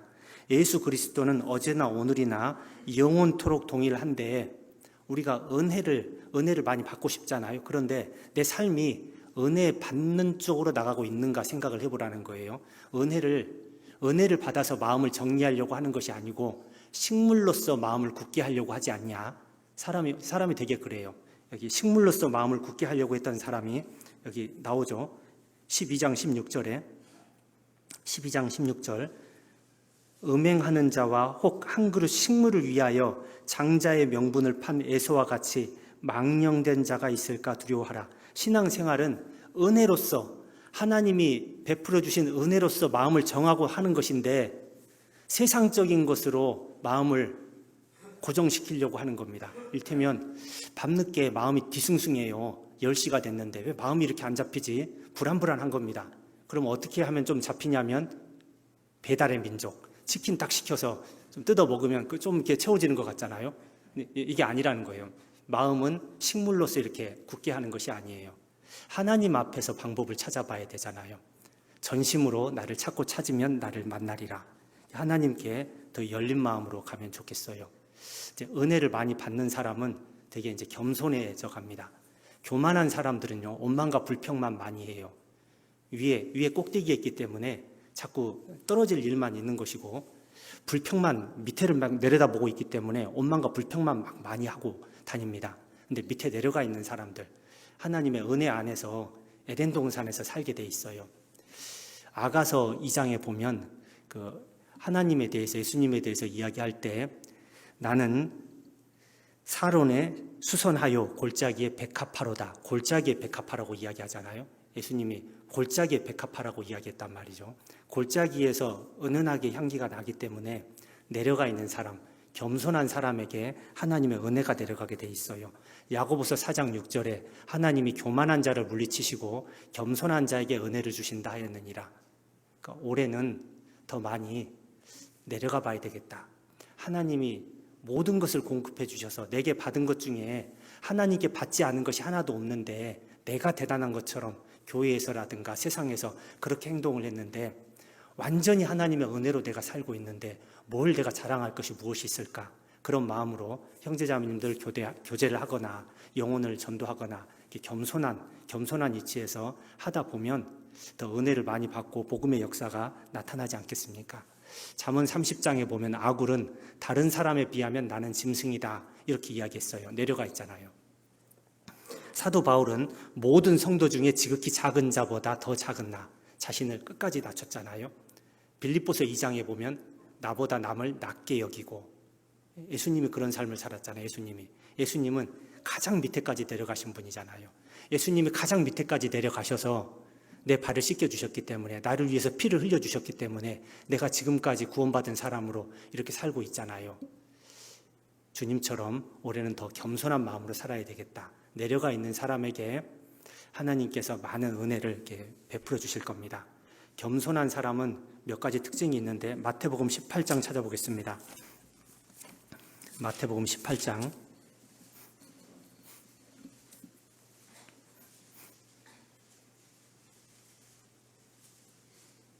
마태복음 18장 4절입니다. 4절. 마태복음 18장 4절. 그러므로 누구든지 이 어린 아이와 같이 자기를 낮추는 그이가 천국에서 큰 자니라. 천국에서 크고 싶잖아요. 천국에서 크려면 하나님의 은혜를 많이 받아서 성령이 충만해져야 되는데 어떻게 많이 받냐면 낮아지면 돼요. 낮추는 그이가 천국에서 큰 자니라. 천국에서 큰 자들의 특징이 몇 가지가 나와요. 5절에 또 누구든지 내 이름으로 이런 어린아이 하나를 영접하면 10절에 삼가 이 소자 중에 하나도 없인 여기지 말라. 14절에 이와 같이 이 소자 중에 하나라도 이뤄지는 것은 겸손한 사람은요 자기 구원이 큰 것을 알아요. 그래서 영혼을 전도하는 일에 더욱 마음을 쏟게 돼 있습니다. 아무리 형편없이 보이는 사람, 그 사람의 영혼을 이렇게 소중히 여기는 마음이 있어요. 그리고 6절에 보면 누구든지 나를 믿는 이 소자 중 하나를 실족해 하면 교회 안에서 교제하는 가운데 형제자매님들 마음 불편하지 않도록 하려고 항상 기도하면서 교제를 합니다. 쉽게 말을 내던지거나 쉽게 행동을 하지 않습니다. 나발이라는 사람은 별로 생각하지 않고 이야기하는 사람이었잖아요. 생각하지 않고 즉흥적으로 동물적으로 이렇게 반응을 하다 보면 분명히 실수하게 돼 있어요. 근데 이 소자 중 하나 겸손하게 내려가 있는 사람은 다 섬겨드려야 될 뿐이잖아요. 교회 와서. 교회 오는 목적이 무엇이냐면 오늘 내가 교회에 가면 누가 나를 즐겁게 해줄까 이런 마음으로 오는 것이 아니고 형제 자매님들을 내가 어떻게 섬겨드릴까, 나를 접촉하는 형제 자매님들이 주님의 사랑을 조금 더 알고 가야 되는데, 주님을 보고 가야 되는데 내가 어떻게 행동을 해야 되지, 그런 마음으로 오는 것이잖아요. 신앙생활은 주님을 위해서 살라고 신앙생활을 하는 것이지 더 얻어먹으려고 신앙생활을 하는 것은 아니잖아요. 얻어먹으려고 신앙생활을 하면 먹을 것이 없어요. 왜 먹을 것이 없냐면 이미 다 주셨거든요. 이미 다 주셔서 더 주세요 하면 없는 것처럼 보여요. 그런데 다 받아서 주님을 위해서 살래요. 교회를 위해서 희생할래요. 그런 마음을 품고 있는 사람은 계속 주는 것이 느껴져요. 마음을 바꿔야 돼요. 교회 와서 내가 어떤 모습으로 교회를 섬겨드릴까, 이런 마음으로 오는 것. 실족해, 6절을 다시 보겠습니다. 누구든지 나를 믿는 이 소자 중 하나를 실족해 하면, 겸손한 사람은 다른 사람을 힘들게 하지 않으려고 많이 노력하게 돼 있어요. 그리고 17절에 보면요, 17절에 만일 그들의 말도 듣지 않거든 교회의 말하고 교회의 말도 듣지 않거든 이방인과 세리와 같이 여기라. 교회에서 목사님 중심으로 해서 임원들이 교제해서 어떤 일들을 이렇게 추진을 한단 말이죠. 그러면 그것을 그냥 순종해서 나갑니다. 겸손한 사람은. 순종하면 은혜가 돼요. 그런데 자기가 팔짱 끼고 생각을 해보니까 좀 불편하게 일을 추진하고 있는 것처럼 보이거든요. 그래서 의견을 내고 여러 사람들한테 자기 의견에 동조해 주기를 바라고 막 말을 냅니다. 그럼 교회가 나눠지잖아요. 좀 불편하게 가는 것처럼 보일지라도, 자기가 볼 때 좀 비효율적으로 가는 것처럼 보일지라도 교회에서 정해져 있으면, 하나님이 우리가 연합만 돼 있으면, 우리가 한 마음만 돼 있으면 어떤 모습으로 가더라도 복음의 역사는 나타나고 교회가 성장하는 것이 있단 말이죠. 거기에 동참해 주면 돼요. 겸손한 사람은 교회에서 이야기하면 혹시 다른 생각을 품었더라도 얼른 마음을 정하고 거기에 한 마음으로 같이 참여하는 쪽으로 가게 돼 있습니다. 그리고 겸손한 사람들은 누가 힘들게 해도 그 사람을 안 미워하려고 노력을 많이 해요. 용서하려고 노력을 많이 합니다. 여기 22절입니다. 22절, 예수께서 가라사대 내게 이르노니 7번뿐 아니라 70번씩 7번이라도 할지니라. 용서해 줍니다. 용서. 내가 낮은데 뭐, 내가 가장 밑에 있는데 누가 나를 불편하게 해도 괜찮아. 내가 그런 사람이야. 다 받아줄 수 있어. 이렇게 마음이 넓어져 있습니다. 겸손한 사람은. 이렇게 살아가면 하나님의 은혜에서 많이 자라가게 될 겁니다. 그리고 저를 아는 지식에서 자라가라 이렇게 이야기했잖아요. 교회는 왔다 갔다 하는데 하나님을 잘 몰라요. 그러면 안 되잖아요. 지금까지 말씀을 많이 들었기 때문에 적당히 알긴 알아요. 이렇게 생각할 수 있는데 올해부터 더 깊이 있게 한번 하나님을 알아가 보면 좋겠어요. 시편 119편입니다.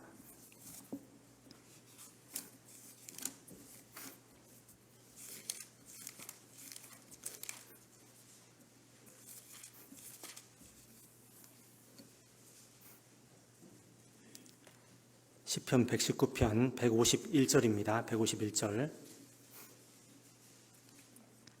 시편 119편 151절입니다. 1절. 여호와여 주께서 가까이 계시오니 주의 모든 계명은 진리니이다. 내가 전부터 주의 증거를 궁구함으로 주께서 영원히 세우신 것인 줄을 알았나이다. 하나님의 말씀은 영원합니다. 말씀은 영원히 효력이 있어요. 말씀의 효력이 영원하다는 것은 인생에게 큰 소망이 됩니다. 여기 잡아놓으시고요. 103편 보겠습니다. 103편.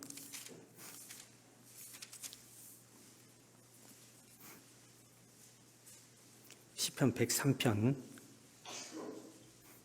13절입니다. 13절. 아비가 자식을 불쌍히 여김같이 여호와께서 자기를 경외하는 자를 불쌍히 여기시나니, 하나님께서 불쌍히 여겨주십니다. 이 인생을 살아가고 있는 사람을. 왜 그러냐면 14절에 이는 저가 우리의 체질을 아시며 우리가 진토임을 기억하심이로다. 우리가 죄 가운데 나서 힘들게 살아가는 것도 아시고요. 우리가 흙으로 돌아갈 것도 아시기 때문에, 허무하게 살 것을 아시기 때문에 불쌍히 여기십니다. 15절에 인생은 그날의 풀과 같으며 그 영화가 들의 꽃과 같도다. 그것은 바람이 지나면 없어지나니 그것이 다시 알지 못하거니와. 장례식이 이게 자꾸 이제 벌어지잖아요. 이제 겨울 되고 봄 되고 하면은 또 돌아가시는 분들이 생겨나는데 참 슬프고 안타깝습니다. 함께 했던 그런 순간들이 막 기억에 나요. 특히 이제 가족이 돌아가시면 그 상처가 너무나 크단 말이죠. 근데 지나가 버리잖아요. 그것이 다시 알지 못한다고 했어요. 너무 상처가 크다고 생각을 했는데 한 달, 두 달 살다 보니까 잊어먹어요. 세상에 내가 돌아가신 부모님을 잊어먹고 사네. 완전히 불효자네. 이런 마음이 들 정도로 잊어먹어져요. 인생이 그렇습니다. 세상에서 이것저것 하고 살아오는데 죽음을 건너가면 잊혀진 존재가 이렇게 돼버리는 거예요. 그런데 죽음 앞에서도 위로를 얻을 수 있는 것은 그 다음 말씀 17절에 여호와의 인자하심은 자기를 경외하는 자에게 영원부터 영원까지 이르며. 세상에서 교제를 못 나누지만 하나님 앞에서 더 기쁨의 교제를 나누겠구나. 구원받고 죽음을 건너가셨다면은. 자녀들한테 그렇게 많은 효도를 받지 못했겠지만은 죽음을 건너갔으면 하나님 앞에 갔을 때 자녀들한테 효도 받는 것보다 더 많은 기쁨과 즐거움을 누릴 수 있으시겠구나. 더 많은 안락함을 누릴 수 있으시겠구나. 이렇게 생각을 하니까 위로가 되는 거예요. 하나님이 인생은 불쌍하다. 그냥 지나가니까 너무 불쌍하지 않냐. 그런데 내가 그 불쌍한 인생을 영원한 행복으로 바꿔놨단다. 약속하잖아요. 하나님의 말씀은 영원합니다. 우리 눈에 보이는 것들, 이 땅에 존재하는 것들은 다 지나갈 것들이잖아요. 영원한 말씀을 점점 더 알아가는 것 얼마나 소중해요. 다시 시편 119편 보겠습니다. 시편 119편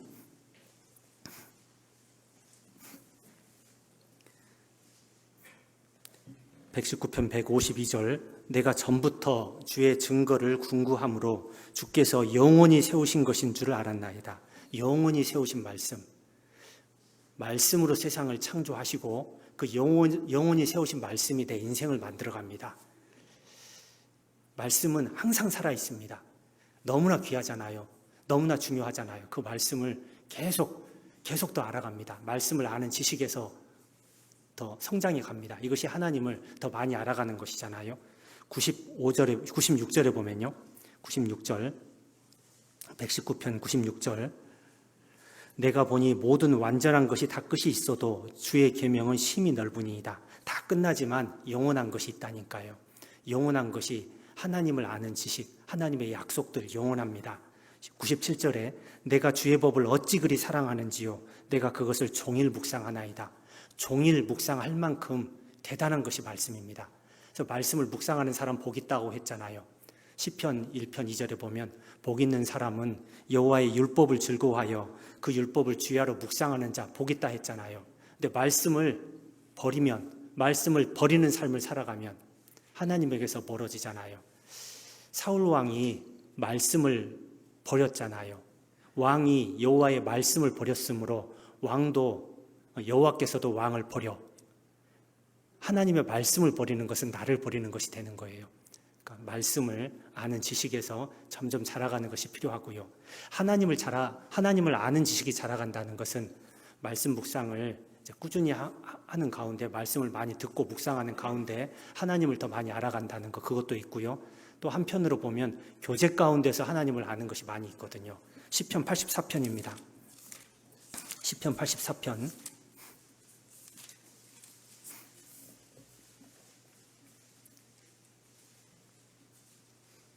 시편 84편 1절입니다. 1절 만군의 여호와여 주의 장막이 어찌 그리 사랑스러운지요. 구원받고 나서 교회 안에 딱 들어와 보면 어색해요. 장막처럼 보입니다.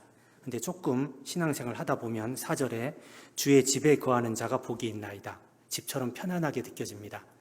신앙생활 점점 하는 가운데 주님을 아는 지식에서 자라가고 사랑에서 자라가고 은혜에서 자라가고 믿음에서 자라가다 보면 교회가 더 크게 보입니다. 10절에 주의 궁정에서 한 날이 궁전처럼 보여요. 여기가 궁궐이구나 이렇게 바뀝니다. 교회 안에 교제에 참여하는 것, 이것이 너무나 소중하고 귀한 겁니다. 하루를 살아가는 데 있어서 가장 가치 있게 시간을 보내는 것은 모임에 가는 거예요. 모임에 형제자매님들 있는 곳에 가는 것, 그것처럼 가치 있는 것은 없어요. 하나님 앞에서 생각을 해보면 다른 모든 중요한 일, 긴급한 일들이 있는데 그것보다도 가장 중요한 것은 형제자매님들 있는 곳, 그곳에 주님이 계시잖아요. 두세 사람이 내 이름으로 모인 곳에는 나도 그들 중에 있느니라. 우리 가운데 역사하시는 능력대로 그곳에 딱 자리하고 있다는 것, 그것이 나를 가치 있게 만들 것이고 하나님을 더 많이 알도록 해주실 것이고 내 신앙이 더 견고하게 성장할 수 있도록 도와줄 겁니다.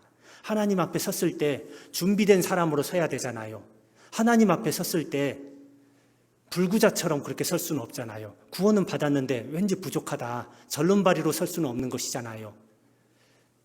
하나님을 아는 지식에서 성경을 묵상하면서 자라가고요. 교제 가운데서 하나님에 대해서 여러 가지 더 많이 알아갈 수 있습니다. 그래서 교제에 사모하는 마음, 올 한 해는 어떤 교제든지 절대로 빠지지 않겠다. 주일만 나오는 것이 아니고 수요일 날도 항상 나가고요. 모임 있을 때마다 그곳이 은혜 받는 장소잖아요. 그곳이 힘을 얻는 곳이잖아요. 주일날 나와서 말씀을 배우고 교제를 합니다. 구원받고 나서 처음에는 힘들었어요. 월요일부터 금요일, 가끔씩 토요일까지 힘들게 일하는데 힘을 다 써서 거의 탈진한 상태인데 주일날까지 어디 나가서 또 고생을 해야 된단 말이냐? 이렇게 하면서 처음에 힘들었단 말이죠. 근데 하루하루 나가다 보니까 힘들어도 나갔는데 나가 보니까 5시까지 막 봉사하고 막 오는데 더 힘이 막 생기는 거예요. 야, 주일날 와서 말씀을 배우고 형제자매님들과 교제하는 가운데서 세상을 살아갈 힘을 얻는 거구나. 그것을 나중에 깨닫게 되었습니다. 그래서 교제 가운데 하나님을 더 많이 알아가야 되는데 그러려면 정의치하는 것이 필요해요. 대부분 잘 하고 계실 것 같은데 2025년에 작년보다 더 많이 교제에 더 많이 참여하고 100% 참여하고 그렇게 결단할 수 있으면 좋겠습니다. 주님을 더 많이 알아가고 주님의 사랑을 많이 받는 비결은 접촉을 많이 하면 돼요. 예수님의 제자가 70명이 있었는데 70명보다 12명의 제자가 더 많이 접촉을 했고 베드로, 야고보, 요한 3명의 제자는 항상 함께 있었습니다. 3명의 제자는 더 귀하게 쓰임받잖아요. 그 3명의 제자들처럼 주님과 더 많이 접촉을 하겠다. 그런 마음으로 주님을 아는 지식에서 더 많이 성장해 가면 좋겠습니다. 그리고 인내하는 것에서 자라가야 돼요. 신앙은 인내하는 겁니다. 인내하는 겁니다. 인내하는 가운데 우리가 점점 더 만들어져 갑니다. 그래서 하나님께서 인내할 상황들을 자꾸 주십니다. 인내하지 않고 그냥 즐기는 상황들, 웃는 상황들, 기뻐하는 상황들만 주시면 좋겠는데 힘든 상황들을 자꾸 허락하신단 말이죠. 나를 만들기 위해서. 야고보서입니다. 야고보서.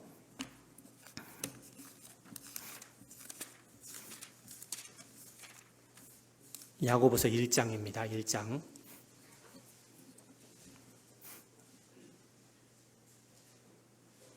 야고보서 1장 2절입니다. 2절.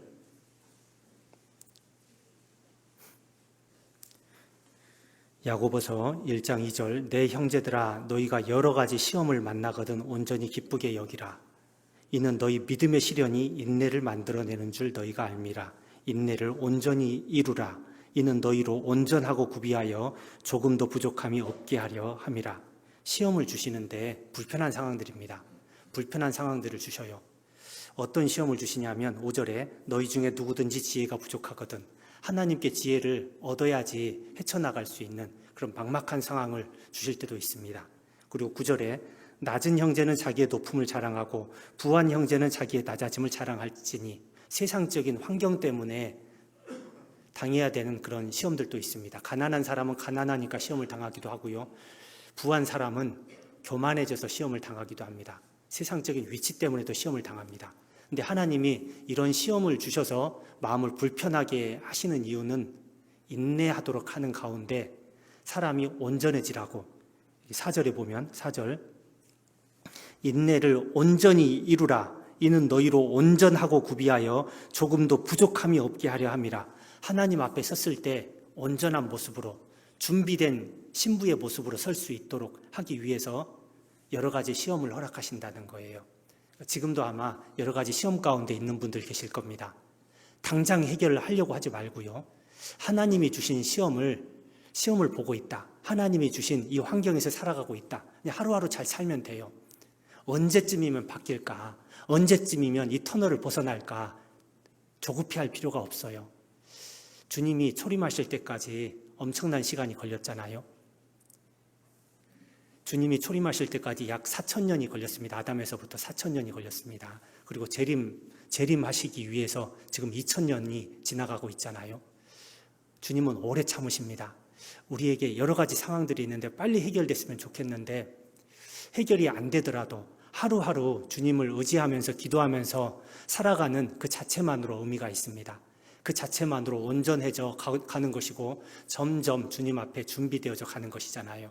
주님이 약속하신 대로 언젠가는 열매 맺는 때가 있을 거예요. 여기 4장에 보면 5장이에요. 5장에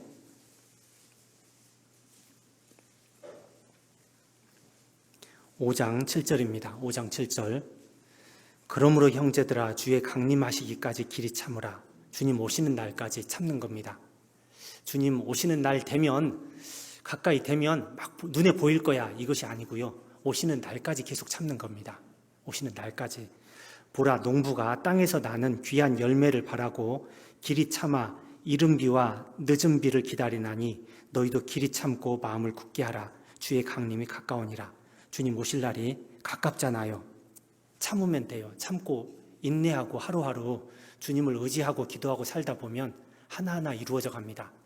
이사야 46장 11절에 내가 말하였은즉 정령 이룰 것이요 경영하였은즉 정령 행하리라. 이사야 14장 24절에 나의 생각한 것이 반드시 되며 나의 경영한 것이 반드시 이루리라. 하나님이 하나하나 만들어가고 계셔요. 그 가운데 있습니다. 그 가운데 있습니다. 과정 가운데 있다는 것을 믿어야 돼요. 믿고 터널이 아무리 길더라도 좀 참아보세요. 참아보고 하나님 앞에 무엇이 합당한 것일까? 하나님의 뜻이 무엇일까? 하나님의 뜻을 헤아려서 하루하루 감당해 나가면 그뿐입니다. 시간은 금방 지나갑니다. 여기 야고보서 4장 보면요. 4장 13절입니다. 13절. 들으라, 너희 중에 말하기를 오늘이나 내일이나 우리가 아무 도시에 가서 거기서 1년을 유하며 장사하여 일을 보리라 하는 자들아. 세상 사람들이 세상에서 좀 잘 살아보려고, 좀 돈을 많이 벌어보려고, 세상 즐거움을 더 많이 누려보려고 노력하잖아요. 저기 가서 누려보자, 여기 가서 누려보자, 여기서 돈 많이 벌 수 있대, 코인에 투자하면 된대, 금에 투자해야 된대, 주식에 투자해야 된대, 부동산에 투자해야 된대, 투자해서 돈 많이 생기면 진짜 좋을 텐데, 이런 소망을 가지고 살아간단 말이죠. 뭐 그리스도인들도 아직 몸 안에 있으니까 세상에서 성실히 살아가서 어느 정도 주님을 위해서 살 수 있도록 세상적인 것을 갖추는 것도 필요해요. 성실히 살아가야지 하나님이 채워주시는 것이 있잖아요.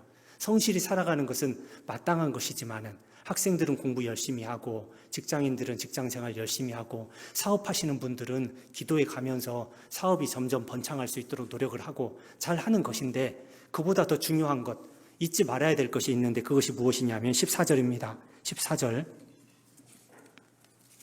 내일 일을 너희가 알지 못하는도다. 내일 일을 모른다는 겁니다. 내일 일을. 열심히 미래를 준비하고 살아가는데 항상 마음속에 중심 잡고 있어야 될 것, 내일 일을 알지 못한단다. 잡아놓고요. 전도서 8장 찾아보겠습니다. 전도서 8장.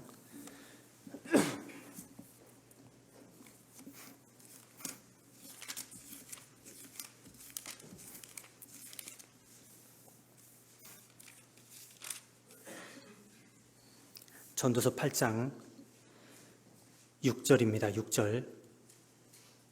물론 무슨 일에든지 시기와 판단이 있으므로, 시기와 판단이 있습니다. 사람은 미래를 모르지만 하나님이 정한 시기가 있고 하나님이 공정하게 판단하십니다. 그런 날이 있을 겁니다. 7절에 사람이 장래 일을 알지 못하나니 장래 일을 가르칠 자가 누구이랴. 사람은 장래 일을 모릅니다. 미래를 준비하는 것은 잘하는 것이지만 항상 중심에 담아둬야 될 것, 장래 일은 나는 모른다. 우리는 할 수 있는 것이 없습니다. 8절에 생기를 주장하여 생기로 머무르게 할 사람도 없고, 죽어가는데 내 스스로 내 생명을 붙들 수 있는 사람이 없다는 거예요. 죽는 날을 주장할 자도 없고, 연세가 드셨는데 70, 80 됐는데 여기저기 쑤시고 아픈 겁니다. 걸어가는 것도 힘들어요. 하나님 얼른 좀 데려가세요.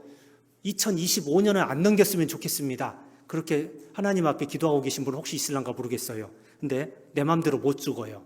주님이 데려가는 날 주님의 나라로 가는 겁니다. 장래일은 사람이 결정할 수 없다는 거예요.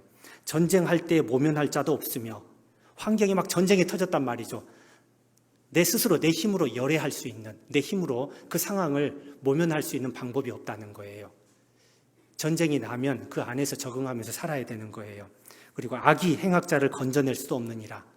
악한 사람들이 궁지에 몰렸을 때 또 악한 방법으로 거기서 벗어나려고 하는데 장래일을 몰라서 그러는 것이다. 하나님이 적절한 시점에 적절한 판단으로 응징할 것이다. 장래일은 사람이 모릅니다. 다시 야고보서로 가서요. 야고보서 4장.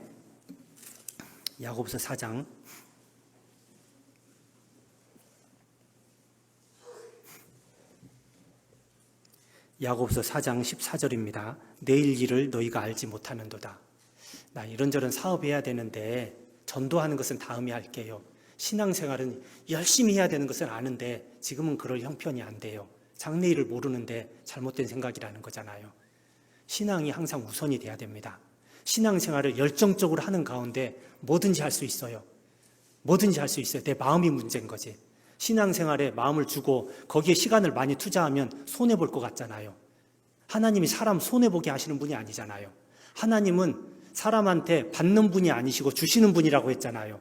주시는 분이신데 내가 하나님한테 전심으로 해서 다 드리는데 하나님이 얼마나 더 많이 채워주시겠습니까? 그것을 믿고 우리 하나님께 더 많이 드려보게요. 세상적으로 계획을 세우는 것도 중요하지만 내일 일을 알지 못합니다. 너희 생명이 무엇이냐? 너희는 잠깐 보이다가 없어지는 안개니라. 금방 지나갑니다. 언제 지나갈지 몰라요. 여행 다녀왔다가 금방 사라져 버렸잖아요. 너무나 안타까운 그 많은 사람들이 착륙하면서, 비행기 착륙하면서 다 불타버렸잖아요. 누가 알았겠어요? 남 일이 아닙니다. 누가복음에 보면 망대가 무너져서 죽은 사람들, 너랑 상관없는지 아냐? 누구든지 회개치 않으면 저 사람들처럼 될 것이다. 그렇게 이야기하잖아요. 우리 구원 받았습니다. 구원 받았지만 장래일은 몰라요. 얼마나 더 주님을 위해서 살지 아무도 모릅니다. 아직 기회 있을 때 주님께 더 마음을 열고, 주님을 아는 지식에서 자라나고, 주님의 사랑에서 자라나고, 주님을 위해서 더 던질 수 있는, 주님을 위해서 더 희생할 수 있는 그런 삶을 살아가면 좋겠다 싶습니다. 장사하라고 하는데 13절에 보겠습니다. 다시 13절. 들으라, 너희 중에 말하기를 오늘이나 내일이나 우리가 아무 도시에 가서 거기서 1년을 유하며 장사하여 이를 보리라 하는 자들아. 세상 장사를 잘해서 이득을 많이 보려고 하는데 가장 큰 장사는 무엇이냐면 신앙의 장사잖아요. 올 한 해 무엇보다도 다른 것은 다 손해보더라도 신앙적으로 이윤을 많이 남겨봐야 되겠다. 누가복음 12장 부자는 자기를 위하여 재물을 쌓아놓고 하나님께 대하여 부여치 못한 자라고 이야기했잖아요. 장사를 잘못한 겁니다. 없어질 것은 많이 모아놨지만 영원한 것은 하나도 준비해놓지 않았어요. 잠언 23장 23절에 보면 진리를 사고서 팔지 말며 사야 될 것이 있단 말이죠. 장사는 사고 파는 것인데 팔아야 될 것이 있고 사야 되는 것이 있는데 무엇을 사야 되냐면 하나님과 관련되어 있는 것을 많이 사는 한 해, 그래서 많이 남기는 한 해가 되었으면 좋겠습니다. 장사를 잘해서 하나님 앞에 잘하였다, 착하고 충성된 종아 이렇게 칭찬받는 것이 중요하잖아요. 하나님은 양을 많이 보지는 않으세요. 양도 뭐 많으면 좋겠지만은 질적인 것을 많이 보십니다. 다른 사람 앞에, 교회 앞에서 내가 어떤 모습으로 보일까 여기에 너무 치중하다 보면 외식하는 바리새인이 될 수가 있습니다. 그렇게 하지 말고요. 별로 그렇게 다른 사람 눈에는 신실하게 안 보일지라도 내 속마음, 내 영혼이 주님 앞에 작은 것이라도 드려질 수 있다면 주님께 장사를 해서 수익을 남기게 될 겁니다. 과부의 2렙돈을 귀하게 여기셨잖아요. 달란트의 비유, 마태복음 25장에 보면 5달란트 남긴 사람이나 2달란트 남긴 사람이나 똑같이 칭찬이 있잖아요. 양을 보지 않습니다. 외식하는 것이 아니고 교회 안에서 보여지는 것이 아니고 진짜 내 마음으로 주님 앞에 장사를 해서 남겨야 돼요. 그 아나니아하고 삽비라 있잖아요. 사도행전 5장에 보면 외식하는 사람들입니다. 왜 땅을 팔아서, 밭을 팔아서 헌금할 생각을 했냐면 그 4장 끝에 보면 바나바라는 사람이 나옵니다. 구브로에서 온 사람 바나바가 등장을 하거든요. 구브로는 아주 좀 부유한 지역입니다. 거기서 땅을 팔아서 그것을 사도들 앞에 갖다 놓은 거예요. 교회 안에서 어느 정도 인정받고 있었는데 새로운 사람이 등장한 겁니다. 거물이 등장한 겁니다. 신앙적으로도 성장해 있는데 헌금까지 이렇게 많이 해버리잖아요. 그러니까 아나니아 삽비라가 그 위치를 지키기 위해서 외식하는 마음으로 했을 수 있어요. 외식하는 마음으로. 자기 것을 팔아서 내어놓는데 거의 뭐 바나바가 한 것 정도의 금액을 헌금을 했을 겁니다. 그런데 성령을 속였다, 하나님을 속였다 하고 바로 쳐버리잖아요. 하나님 앞에 남는 것이 없어요. 다른 사람 앞에 보여지는 것은 하나님 앞에 가보면 다 꺼지게 돼 있어요. 포장은 중요하지 않습니다. 포장은. 속에 들어있는 것이 중요하단 말이죠. 속에 들어있는 이 영혼의 장사, 신앙의 장사를 잘 해나갈 수 있으면 좋겠습니다. 이렇게 에레미야 10장 찾아보겠습니다. 에레미야 10장.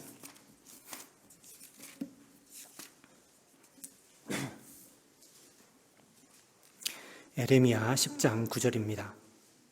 에레미야 10장 9절. 에레미야 10장 9절. 다시스에서 가져온 은박과 우바스에서 가져온 금으로 꾸미되 공장과 장색의 손으로 만들었고 청색 자색감으로 그 옷을 삼았나니 이는 공교한 사람의 만든 것이오니와. 우상을 이렇게 포장했잖아요. 아무리 포장하고 아무리 멋있게 보여도 능력이 없는 우상이란 말이죠. 우리 신앙이 우상처럼 이렇게 보여질 수 있어요. 하나님 앞에 막 포장하고 치장하고 대단해 보이는데 어떤 능력도 없을 수가 있습니다. 10절에 오직 여호와는 참 하나님이시오. 포장이 안 됐어도 하나님은 창조주시잖아요. 하나님은 가장 크신 분이시고 하나님은 전능하신 분이시잖아요.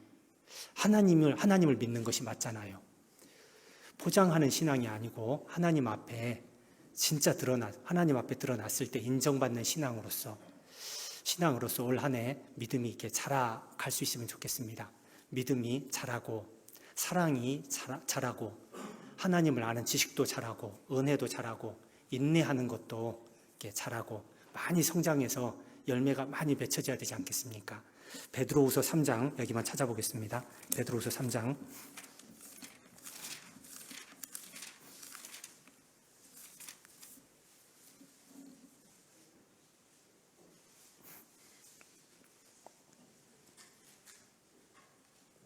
베드로후서 3장 8절입니다. 8절 사랑하는 자들아 주께는 하루가 천년 같고 천년이 하루 같은 이 한 가지를 잊지 말라. 주의 약속은 어떤 이에 더디다고 생각하는 것 같이 더딘 것이 아니라 오직 너희를 대하여 오래 참으사 아무도 멸망치 않고 다 회개하기에 이르기를 원하시느니라. 주께는 하루가 천년 같고 천년이 하루 같다 했습니다. 하루가 천년 같을 때 있죠. 너무 힘들면 하루가 천년 같아요. 그리스도인들의 삶이 하루가 천년같이 고난을 감당하면서 사는 삶일지도 모르겠습니다. 근데 주님 앞에 딱 서보십시오. 그 하루가 천년 같았던 그 하루들이 모여서 천년이 하루처럼 금방 지나와 버렸네. 조금 더 열심히 살 걸. 하나님 앞에서 후회할 수도 있어요. 아직도 주님을 위해서 살 기회가 있습니다. 이 기회를 사서 세월을 아끼는 마음으로 주님께 온전히 드리고요. 그것을 통해서 공주교회가 지금 빈자리가 좀 적당히 보입니다. 2025년에 다 채워질 수 있지 않겠습니까? 그런 마음 먹고 있죠. 다 끄덕끄덕 하시는데 다 채워지실 것 같아요. 그럼 건축하셔야 되나? 걱정되네 또. 그래서 올해 다 채우시고 건축하는 것은 연말에 이제 다시 계획하시면 될 것 같아요. 그래서 올해 이제 믿음이 이렇게 많이 자라나서 주님께 결실의 열매를 많이 드리는 교회가 되면 좋겠습니다. 기도하겠습니다. 자비로우신 아버지 하나님, 오늘 말씀을 통해서 우리 삶을 돌아보고 우리가 어떤 모습으로 주님 앞에 살아가야 될지 정리해 주신 것 감사드립니다. 주님의 말씀은 영원하고 그 영원한 말씀 안에 사랑으로 품어주셔서 주님의 은혜 가운데 지금 살아가고 있습니다. 주님의 은혜 안에서 주님이 공급해 주신 것이 많은데 주님의 은혜에 보답하는 마음으로 더 힘있게 살아가는 우리 형제자매님들 되도록 도와주시옵소서. 우리가 스스로 힘을 내서 또 능력을 바라고 살 그런 힘이 없습니다.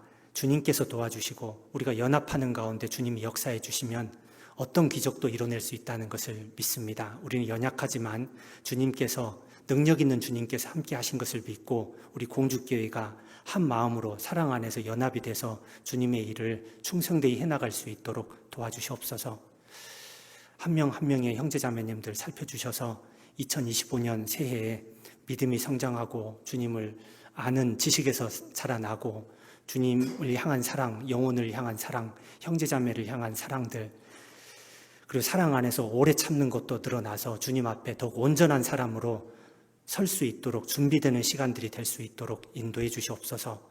오후에 있을 모든 일정 가운데도 함께 하시고 은혜로 채워주시옵소서. 주 예수님 이름으로 기도드렸습니다. 아멘.